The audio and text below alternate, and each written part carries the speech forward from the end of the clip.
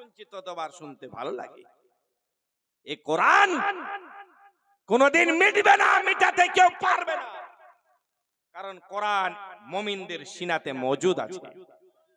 আমাদের এলাকাতে একজন আলেম ছিলেন, তিনি একটা মুনকাবাত নাজ শরীফ পড়তেন। উনি জানেন ওনাকে, আমার এলাকাতে ইনি ছিলেন। কি বলছেন? তোর সিনা পে চমকা जो नूरे नबी, তোর सीना पे चमका जो नूरे नबी, आज उम्मत के सीने में मौजूद है। पूरा कुरान नहीं एक आयाते सही, पूरा कुरान नहीं एक आयाते सही, हर मुसलमान के सीने में मौजूद है।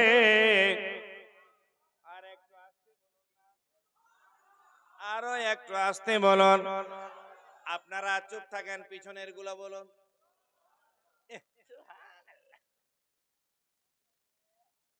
মিল করে সবাই বলুন না, ইয়া রাসূলুল্লাহ। গভীর মনোযোগ। আল্লাহর কোরআন কোথায় ছিল বলে লায়ে মাহফুজে। কখন এলেন, কোন সময় এলেন? যখন যেটার প্রয়োজন হলো আমার নবীর উপরে, বলে ওগো আল্লাহর কোরআন বলো। তুমি কখন এলে? আল্লাহর কোরআন বলে নাই আউযু বিল্লাহি মিনাশ শাইতানির রাজিম, বিসমিল্লাহির রহমানির রহিম, শাহরু রমাদানাল্লাযী উনজিলা ফীহিল কুরআন। যেই মাসে রহমত, যেই মাসে মাগফিরাত, যেই মাসে নাজাত, যেই মাসে হাজার হাজার পাপিষ্ঠদেরকে মাগফিরাত করে জান্নাতবাসী করা হয়, সেই মাসে আল্লাহ আমাকে অবতীর্ণ করেছেন। আবার যদি আল্লাহর কোরআনকে জিজ্ঞাসা করা হয়, ওগো আল্লাহর কোরআন বলো বলো, তুমি কোন রাত্রিতে কোন তারিখে এলে? আল্লাহর কোরআন বলে দেয় ইন্না আনজালনাহু ফি লাইলাতিল কদরি ওয়া মা আদরাকা মা লাইলাতুল কদরি, লাইলাতুল কদরি খায়রুম মিন আলফি শাহর। এমন একটা সম্মানিত রাত্রিতে আল্লাহ আমাকে প্রেরণ করেছে, যে রাত্রিটা হাজার মাস থেকে অতি উত্তম। এবার যদি বলা হয় কার উপরে এলেন, এই কোরআনের একটা অক্ষরকে কি আজ পর্যন্ত ওজন করতে পারেনি? কত টন, কত মন, কত কুইন্টাল, এটার কেউ করতে পারেনি। এই কোরআনকে আমার নবীর সিনাতে ভরে দেওয়া হলো। সূরা হাসর উঠান, আল্লাহ রাব্বুল আলামিন বলেন আলা জাবালিল লারাইতাহু খাশিয়াম মুতাসাদ্দিয়াম মিন খাশিয়াতিল্লাহ। আল্লাহ রাব্বুল আলামিন বলেন, আমি কোরআনকে যদি কোনো পাহাড়ের উপরে অবতীর্ণ করতাম, পাহাড় সহ্য করতে পারতো না, পাহাড়টা তুলার মতো উঠতে থাকতো, তুলার মতো উঠতে থাকতো।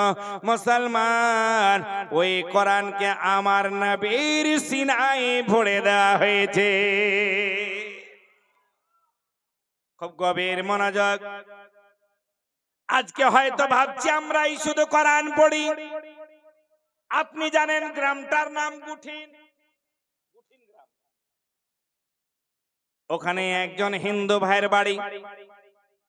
লোকটা থাকে বাংলাদেশে, মাঝে মধ্যে এখানে আসে।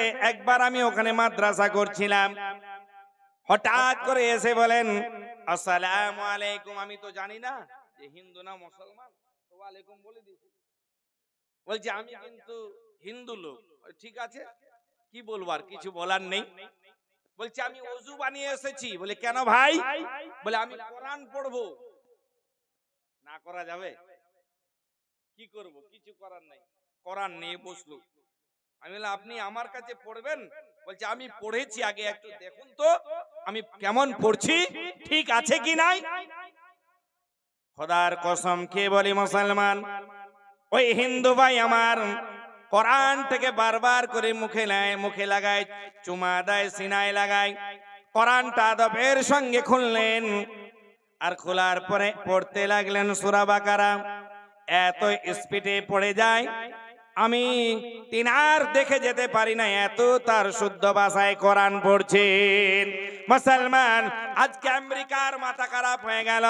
কিছুদিন আগে একটা সেমিনার হয়ে গেল, ইংল্যান্ডের সরজমিনে একটা হলো, একটা কায়রোতে সেমিনার হলো, আর ওখানে সবাইকে ডাকানো হলো। আমার মতো ছোটখাটো আলেম নয়, যারা বিখ্যাত বিখ্যাত আলেম, যারা পাণ্ডিত্য অর্জন করেছেন, তিনাদেরকে ডাকানো হলো। তিনারা বললেন সমস্ত কিতাবের মধ্যে কোনখানি কিতাব হলো সর্বশ্রেষ্ঠ একটু দেখুন না। সবাই মিলে প্রত্যেকটা ধর্মের মানুষ একত্রিত হওয়ার পরে রিসার্চ করলেন, গবেষণা করলেন, একটাই কিতাবের নাম উঠে আসলো। সেই কিতাবটার নাম হলো কোরআনুল কারীম।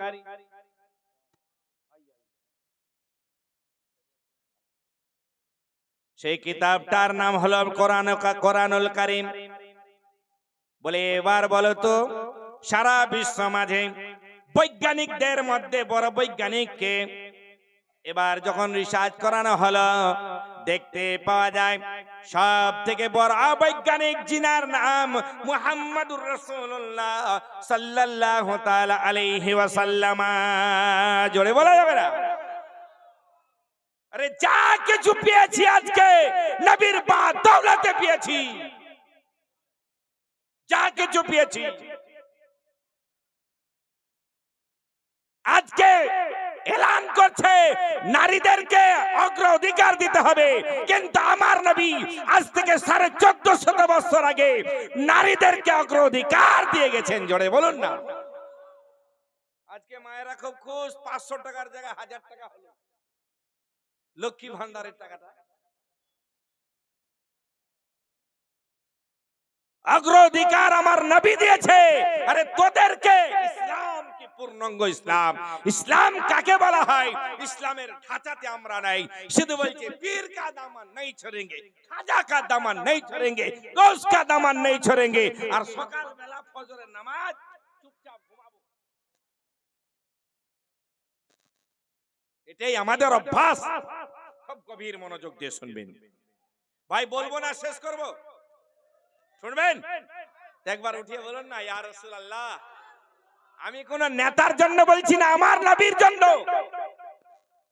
वो नबी कुल कायनात के मुख्तार है, इसलिए तो सरकार आला हजरत जब रोजातुल मुकर्रमा में गए तो फरमाते हैं तू जिंदा है वल्लाह, तू जिंदा है वल्लाह, मेरी चश्मे आलम से छुप जाने वाले।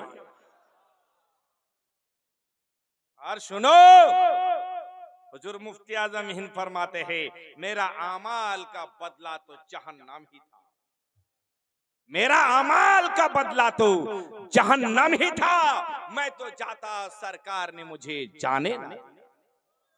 हुजूर मुहद्दिस आजम हिंद फरमाते हैं दीन को होशियार रहो, रात को बेदार रहो, दीन को होशियार रहो, रात को बेदार रहो, चैन की नींद कहाँ मिलती है तुरबत के सिवा। तुरबत बुझेन, तुरबत बुझेन, बाउंसार হয়ে চলে গেল। তুরবত বলা হয় কবর কি। খুব গভীর মনোযোগ,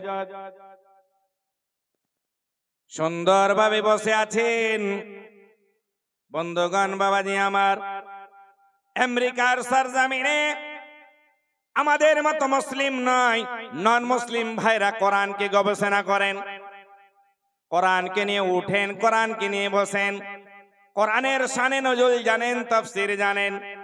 একজন মানুষ যিনি ছিলেন গির্জাঘরের একজন পাদ্রী, তিনি রামায়ণ, মহাভারত, গীতা সবকিছু পড়তেন। শেষের বেলায় আল্লাহর কোরআনকে তিনি তেলাওয়াতে করতেন, শান্তি পেয়ে যেতেন। কয়জন পড়েছি? এই যে হাফিজ সাহেব, गौस की माँ की तरह मातू तिलावत करना, पेट का बच्चा भी हाफिजे कुरान होगा, पेट का बच्चा भी हाफिजे कुरान होगा। सुन, ঠিক ওই সময় ওই লোকটি বলেন, সব ধর্মের কিতাব পড়তাম, কিন্তু যেটা শান্তি পেতাম না যখন কোরআনকে আমি পড়তাম, আত্মাটা শান্তি পেয়ে যেত, চোখে জল চলে আসতো।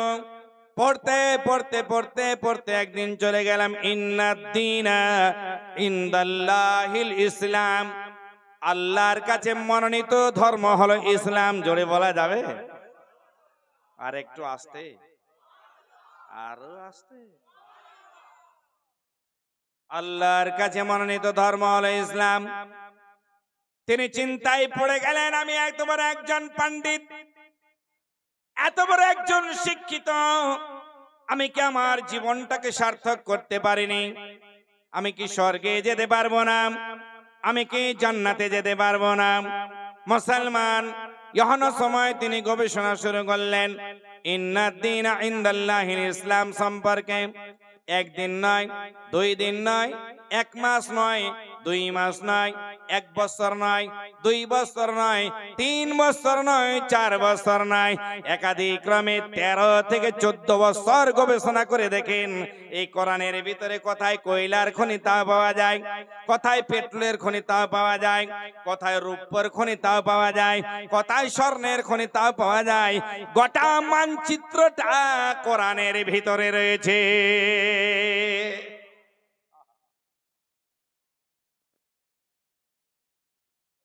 গোটা মানচিত্র কোরআনের ভিতরে।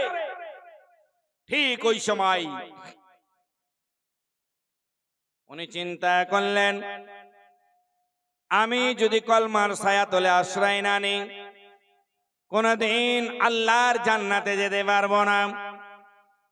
ওই জায়গা থেকে বের হলেন, আল্লাহর কোরআনকে নিজের সিনায় চেপে নিলেন। আমেরিকার সরজমিনে ঘোরাফেরা শুরু করেছে, ঘুরতে লেগেছে। কোথায় পাবো সুফি সাধক আল্লাহওয়ালা, কোথায় পাবো ওই রকম ব্যক্তি যার কাছে গিয়ে আমি আত্মসমর্পণ করব, যার কাছে গিয়ে কলমা শরীফ পড়ে মুসলমান হব। খোঁজ করতে করতে করতে 1 দিন কেটে যায়, 2 দিন কেটে যায়, 3 দিনের বেলায় তিনি দেখতে পান একটি মানুষ এক বৃক্ষের নিচে, এক গাছের নিচে আল্লাহু আকবার বলে নামাজ শুরু করেছে। না চেহারা তিনার ভালো, দেখতে অত সুন্দর নয়, কিন্তু আল্লাহ আল্লাহ আল্লাহ আল্লাহ আল্লাহ আল্লাহ আল্লাহ আল্লাহ আল্লাহ ছাড়া কিছু নাই। আমাদের মতো নামাজ নয়, সেজদা করছে তো সেজদায় পড়ে থাকছে, রুকুতে যাচ্ছে তো রুকুতেই থেকে যায়। ঘন্টা খানেক পার হয়ে গেল, মুসলমান শেষের বেলায় দেখতে পাওয়া যায় নামাজ সমাপ্তি হলো। ইনি গিয়ে শ্রদ্ধা জ্ঞাপন করলেন, করার পরে বলে, বেটা কেন তুমি আমার কাছে এসেছো বলো? বলে, হুজুর আমি আপনার কাছে এসেছি আপনি কলমা পড়িয়ে মুসলমান বানান। বলে, বাবু তোমাকে আমি ওই জায়গাতে দেখেছিলাম, তুমি ওখানকার পুরোহিত ছিলা, তুমি না পূজা পার্বণ করতে বলো? বলে, না না না, কিন্তু আপনি দেখেছেন ঠিক, আমি প্রতিদিন প্রতিটা ধর্মের কিতাবকে পড়তাম, আমি তোর সঙ্গে আল্লাহর কোরআনকে পড়তাম। ইসলাম জগতের, ইসলাম ধর্মের যিনি মহাগ্রন্থ, যার নাম হলো কোরআনুল কারীম, সেটাকে আমি তেলাওয়াত করতাম। পড়তে পড়তে আমি একদিন পেয়ে গেলাম ইন্নাদ্দীনা ইনদাল্লাহিল ইসলাম। জোরে বলুন না। এটার গবেষণা করতে করতে করতে করতে করতে করতে আমি শেষ পর্যায়ে গিয়ে দাঁড়ালাম যে আমি জান্নাত পাবো না যদি কলমার ছায়াতলে আশ্রয় না নিই। তাই আপনার কাছে আসলাম হুজুর, আপনি আমাকে কলমা পড়িয়ে মুসলমান বানান। সঙ্গে সঙ্গে পড়ালেন, আশহাদু আল্লা ইলাহা ইল্লাল্লাহু ওয়া আশহাদু আন্না মুহাম্মাদান আবদুহু ওয়া রাসূলুহু। কলমা পড়ে নিলেন, আর যেমনি কলমা পড়ার সঙ্গে সঙ্গে লোকটা কান্না শুরু করে দিল। এত কেঁদে যায় যার তুলনা দেওয়া যায় না। বলতে লাগলেন, কেন কান্না করছো বাবা বলো? বলে, আমার অন্তরখানা আল্লাহর ভয়ে শুরু হয়ে গেছে, কাঁপনি শুরু হয়ে গেছে। মনে হয় আমার সামনে নবীর রোজা চলে এসেছে। আল্লাহওয়ালা বললেন, ম্যাডাম তোমাকে এমনি রাখলাম না, যাও যাও যাও, তোমাকে আজ থেকে আমি আল্লাহর ওলি বানিয়ে দিলাম। জোরে বলুন না। এতদিন অন্য ধর্মে ছিলেন, কোনদিন ইবাদত করেননি, কোনদিন বন্দেগী করেননি, শুধুমাত্র কোরআনকে তেলাওয়াত করতেন মুসলমান। এবার তিনি কলমা যেমনি পড়লেন, পড়ার সঙ্গে সঙ্গে আল্লাহর ওলি একজনকে বলিয়ে কামিল বানিয়ে দিলেন। না মুসলমান, আপনি আমি যদি এইরকম দিওয়ানা হয়ে যেতে পারি, ইসলামের ভিতরে যদি লিপিবদ্ধ হয়ে যেতে পারি, ইসলামের ঢাঁচাতে যদি চলতে পারি, আমাদের কেউ কোনোদিন বাল বেকা করতে পারবে না। কিন্তু আমরা সেই জায়গাতে নেই। ভোরের বাঁশি যখন বাজে, মুমিন লোকের দিলে লাগে, ঘুমের মোরা অমনি জাগে। ওই বাঁশির সুরে মুহাম্মাদের নাম কেবা প্রথমে ডাকিলে, কার নামের ওই মহান বাঁশি। মক্কাতে উঠিল সর, বাঁশি বাজে সুমধুর। মক্কাতে উঠিল সর, বাঁশি বাজে সুমধুর। বাঁশির সুরে জগৎবাসী। জোরে বলা যাবে না? কোন বাঁশি ছিল? কোন বাঁশি? কোন বাঁশি ছিল? আযান। মক্কাতে উঠিল সর, বাঁশি বাজে সুমধুর। বাঁশির সুরে জগৎবাসী পাগল করালে, কার নামের ওই মহান বাঁশি। এখনকার গজল আর তখনকার গজল। ডাক্তার আজমল সুলতানপুরি বলতেন, জাগো যায় মুসলমান। বলো আপনারা এখন আমার স্টেজ একটু বলুন তো। জাগো যায় মুসলমান, सवेरा हुआ, दूर सारे जहां से अंधेरा हुआ। ए मेरे कौम के नामवर शायरों, आलिमों हाफिजों मुफ्तियों कारियों, ये उठे उठे हम उठे तुम उठो, उठ के अजमल ये पैगाम दो कौम को, जाग जाए मुसलमान। ए बेरादार, मुसलमान যদি জেগে যায়, কোরআনকে যদি তেলাওয়াত করে নিতে পারে, পূর্ণাঙ্গ ইসলামে যদি দাখিল হয়ে যেতে পারে, ইসলামের রশিকে যদি চাপে ধরতে পারে, ইনশাআল্লাহ এই জগৎ কামিয়াবি আর ওই জগৎ কামিয়াবি। इनायतपुरेर मानुष इनायत बोलिए ना, इनायत आज भी इनायत हो जाए, नजरे करम हो जाए, सरकार आए हैं, बोलो ना। আমি যেতে যেতে একটা কথা আপনাদেরকে শুনিয়ে যাব, হয়তো আমার শাহজানদা এখনই চলে আসবেন, রেডি হয়ে গেছে, কিন্তু আপনাদের কাছে আবেদন। আচ্ছা বলুন তো, এটাই মাদ্রাসা নাকি? এটা মাদ্রাসা দেখেছেন আপনারা? মাদ্রাসাটা ভালো না খারাপ? মাদ্রাসাতে পড়াশোনা করা ভালো না খারাপ? ভালো। তো মাদ্রাসা এমনি চলবে না, টাকা লাগবে। আর 18 জন ছেলের 10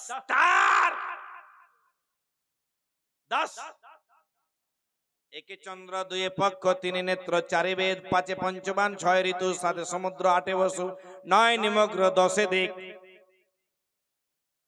আমি যখন বারেলি শরীফে পড়াশোনা করি, যখন বুখারী শরীফ পড়ি, আমার ওস্তাদ বললেন, বেটা तुम लोग को दस्तार से बांधा जाएगा। বলো না, 10টা দিক তোমাদেরকে বেঁধে দেওয়া হবে, তোমাদের উপরে কখনো আঘাত আসবে, কখনো তোমাদেরকে মার খেতে হবে, সহ্য করে নিও, এটাই তোদের জন্য জান্নাতের রাস্তা হয়ে যাবে। আজকে এই ধর্মসভাতে একটা লোকের কাছে আমি চাই, বন্ধুগণ, শুধু একটা লোককে 5,000 টাকা দিতে পারবেন নবীর ঘরের জন্য। এই ঘরে কোনো সন্ত্রাস তৈরি হয় না, এখানে কোনো উগ্রবাদী তৈরি হয় না। আমি চ্যালেঞ্জের সঙ্গে বলতে পারি, মুসলমান, এই ঘর থেকে এই শিক্ষা নিয়ে সন্ত্রাসকে আমরা নির্মূল করতে পারি।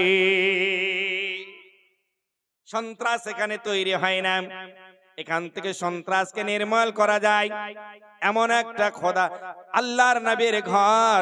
যদিও এটাকে আমি হাদিস পাইনি এখনো, কিন্তু আরবি মাকুলা আছে, আল মাদারসাতু বাইতি ওয়াল মসজিদু বাইতুল্লাহ। নবী পাক বলেন, মাদ্রাসা আমার ঘর, মসজিদ হলো খোদার ঘর। এটা হাদিস এখনো আমি কিন্তু খুঁজে পাইনি, কিন্তু আরবি মাকুলা আছে। কি বলবেন আরবি থেকে? ওটাই বলতে হবে, এটা নবীর ঘর। তো নবীর ঘরের জন্য একজন ব্যক্তি, একজন পয়সাওয়ালা যদি থাকেন, নিজের বাবার জন্য, নিজের মায়ের জন্য, শুধু বেশি নাই, 5,000 টাকা কি কে কোরবানি দিতে পারবেন? মুসলমান উঠে আসেন একবার, মুসাফা করে নিন।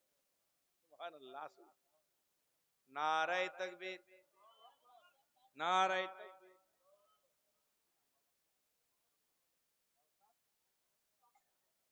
নাদাব কাউসার 5,000 টাকা। ধনিয়াতলি নওয়াদা, মনে হচ্ছে আমি আগে দেখে রেখেছি, কোথাও তো দেখি নাই এলাকা, তাই না? নওয়াদা, ওখানকার উনি 5,000 টাকা দান করলেন। আর কেউ আছেন এনার সঙ্গের সাথে হওয়ার? একজন দিয়েছেন 5,000 টাকা।